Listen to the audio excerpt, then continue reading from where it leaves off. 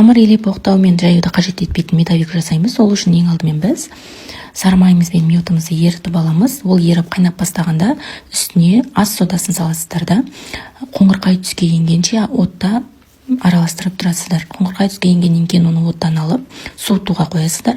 Ал ол аралықта сіздер жұмыртқаңыз бен қантты араластырып миксерлеп аламыз және бағанағы қоспамызды осы жұмыртқалы қоспамызға қоса отырып араластырасыздар. Араластырып болғаннан кейін үстінен ұнымызды екіге бөле отырып саласыздар.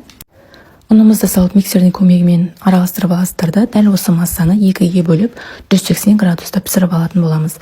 Ал енді қайнатпалы заварной крем жасаймыз. Ол үшін бізге жұмыртқа, қант және дәміне қарай ванилин, сүтімізді, кукурузный крахмалымызды бәрін араластыра отырып, баяу отта газға қойып, осылай қоюланғанша қайнатасыздар, араластырып отыру керек міндетті түрде. Және де оны суытуға жіберіп, холодильникке салбасаңыздар болады. Крем суып, корждарыңыз суып дайын болған кезде жинасаңыздар болады. Әр корждың арасына менде 4 қасықтан крем кетті, 3,5 қасықтан салсаңыздар болады. Крем көп болған сайын өте тәмді болып шығатын болады. Пирогтарыңыз міндетті түрде жасап көріңіздер.